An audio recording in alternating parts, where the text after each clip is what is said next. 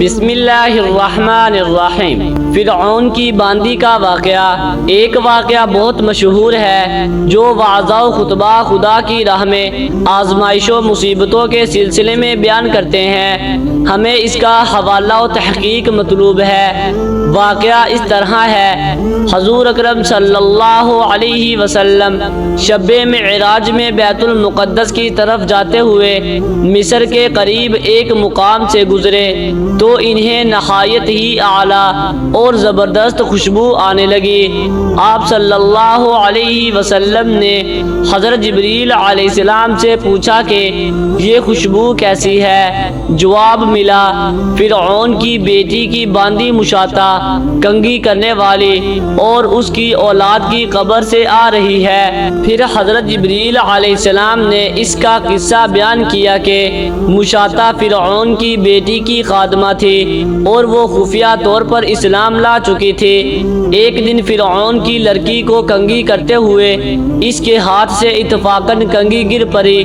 وہ اٹھانے لگی تو اس کی زبان سے بے ساختہ بسم اللہ نکل گیا۔ اس پر شہزادی نے کہا کہ تو نے آج عجیب کلمہ بولا، رب تو میرے باپ فرعون ہی ہے، تو پھر تم نے یہ کس کا نام لیا ہے؟ اس نے جواب دیا، فرعون رب نہیں بلکہ رب وہ اللہ ہے جو مجھے اور تجھے اور خود فرعون کو روزی دیتا ہے۔ شہزادی نے کہا، اچھا تو میرے باپ کے سوا کسی اور کو اپنا رب مانتی ہے؟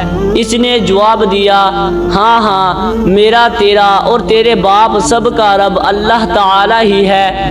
شہزادی نے اپنے باپ سے کہلوایا، وہ سخت غضبناک ہوا اور اسی وقت اسے برسر دربار بلوا بھیجا اور کہا، کیا تو میرے سوا کسی اور کو اپنا رب مانتی ہے؟ اس نے کہا کہ میرا اور تیرا رب اللہ تعالی ہی ہے جو بلندیوں اور بزرگی والا ہے۔ فرعون نے اسی وقت حکم دیا کہ تانبے کی جو گائے بنی ہوئی ہے اس کو خوب تپایا جائے اور جب بالکل آگ جیسی ہو جائے تو اس کے بچوں کو ایک ایک کر کے اس میں ڈال دیا جائے، آخر میں خود اسے بھی اسی میں ڈال دیا جائے۔ چنانچہ وہ گرم کی گئی۔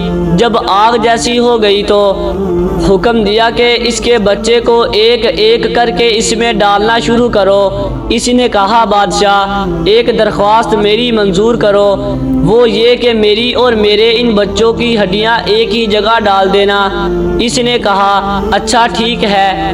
اس کے دونوں بچے اس کی آنکھوں کے سامنے اس میں ڈال دیے گئے اور وہ فوراً جل کر راکھ ہو گئے۔ پھر سب سے چھوٹے کی باری آئی جو ماں کی چھاتی سے لگا ہوا دودھ پی رہا تھا۔ فرعون کے سپاہیوں نے اسے گھسیٹا تو اس نیک بندی کی آنکھوں تلے اندھیرا چھا گیا۔ اللہ تعالیٰ نے اس بچے کو اسی وقت زبان دے دی اور اس نے با آواز بلند کہا، اماں جان افسوس نہ کر، اماں جان ذرا بھی پسو پیش نہ کرو، حق پر جان دینا ہی سب سے بڑی نیکی ہے۔ چنانچہ انہیں صبر آ گیا، اس بچے کو بھی آگ میں ڈال دیا گیا اور آخر میں ان کی ماں کو بھی اسی آگ میں جلا کر مار دیا۔